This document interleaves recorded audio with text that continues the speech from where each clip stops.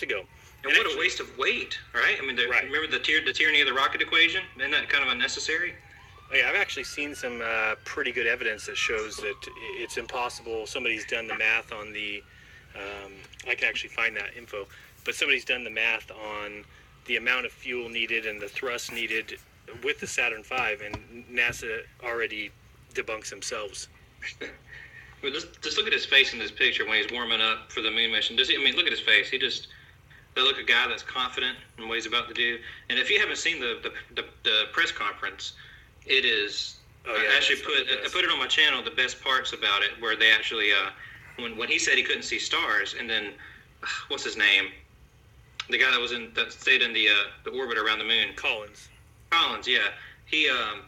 He's like, I don't remember seeing any stars. But the thing is, he never went on the surface. But if he's orbiting the moon, there are times where he's supposed to be going to the dark side of the moon, where there's no sunlight, no sun rays.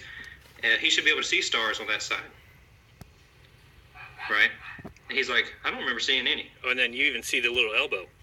Like, and then say that. Yeah, and then he elbows him right. and whispers something like he's not supposed to talk. I think they had planned for Neil Armstrong to do all the talking. And their reaction when Collins was asked a direct question, they were like, "Oh my God, please don't ask him a question because he's stupid." And Collins is funny. He'll actually say some funny shit all the time about it. He likes to kind of throw in little bits about, one interview I saw him and they said, "What is it like when you look up at the moon?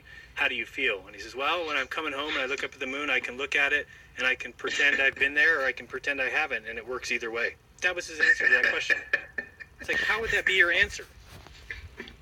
They say the dumbest things. I found the CBS broadcast where they were interviewing Neil Armstrong's wife while he was still on the moon. He hadn't even returned yet. She was not even the least concerned. And they actually asked her, like, "Aren't you worried about your husband's safety?" She's like, "No."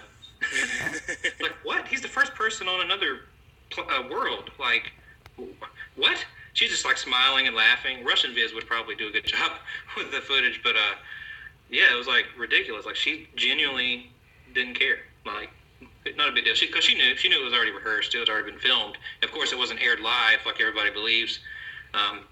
Which a lot of the people that try to debunk it, they say, well, they couldn't have filmed it.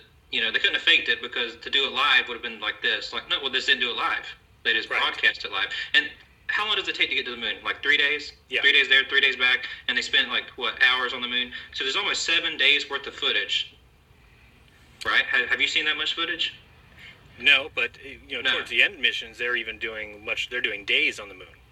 Days on the moon, yeah. And